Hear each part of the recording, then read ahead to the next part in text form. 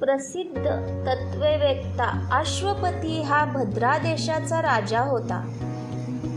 त्याला बालसूत मिळाले नाही, यासाठी त्यांनी 18 वर्षे कठोर तपश्चर्या केली.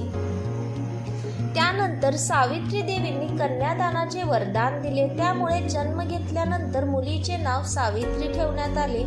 मुलगी मोठी झाली, ती खूप रूपवान होती. योग्य वर न मिळाल्याने राजा दुःखी असायचा.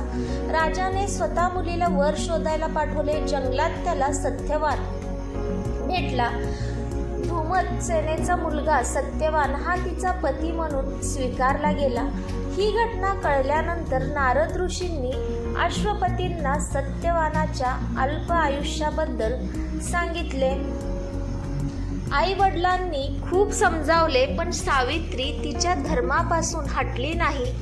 ज्याच्या जिद्दीपुढे राजाला नतमस्तक व्हावे लागले. सावित्री आणि सत्यवान यांचा विवाह झाला. सत्यवान अत्यंत सद्गुणी, धर्मनिष्ठ आणि बलवान होता. आई वडिलांची पूर्ण काळजी घेतली. सावित्री राजवाडा सोडून जंगलातल्या झोपडीत आली होती. ती आपले कपडे सोडून आपल्या आंधळ्या सासू सासऱ्यांची सेवा करायची. सत्यवानाच्या मृत्यूचा दिवस जवळजवळ आला. नारदांनी सावित्रीला सत्यवानाच्या मृत्यूचा दिवस आधीच सांगितला होता. जसजशी वेळ जवळ येऊ लागली तसतशी सावित्री अधीर होऊ लागली. त्यांनी 3 दिवस आधीच उपवास सुरू केला. नारद मुनीच्या सांगण्यावरून पितरांची पूजा केली. रोजच्या प्रमाणे सत्यवान लाकूड तोडण्यासाठी जंगलात जाऊन अन्न बनवू लागला, म्हणून सावित्री त्याच्याबरोबर गेली. सत्यवानाच्या मृत्यूचा दिवस होता. सत्यवान लाकूड तोडण्यासाठी झाडावर चढला, पण चक्कर आल्याने तो खाली आला. सावित्रीने आपल्या नवऱ्याच्या मांडीवर डोके ठेवून तिला मिठी मारायला सुरुवात केली. तेव्हा यमराज येताना दिसले. त्याने सत्यवानाचा जीव घ्यायला सुरुवात केली.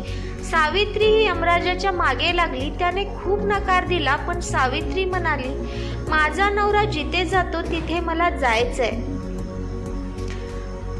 वारंवार नकार देऊनही सावित्री मागे पुढे चालत राहिली. सावित्रीची निष्ठा आणि पतीची भक्ती पाहून यमाने तिला 3 वरदान दिले.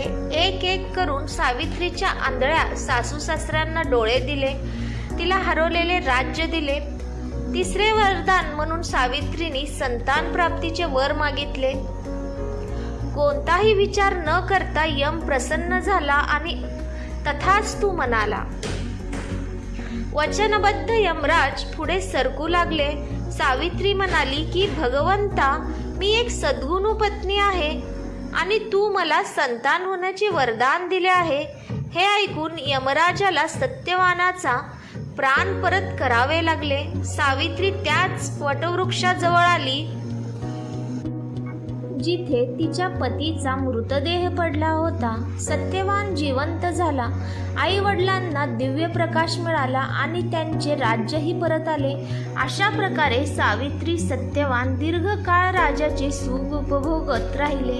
त्यामुळे सावित्रीप्रमाणे सासू सासरे यांची यथायोग्य पूजा करण्याबरोबरच इतर पद्धतीही सुरू करा. वटसावित्री व्रत पाळल्याने व ही कथा ऐकल्याने व्रत करणाऱ्याच्या वैवाहिक जीवनातील सर्व संकटे दूर होतात. ही आहे वटसावित्री माताची कहाणी. Please like, share and subscribe. धन्यवाद.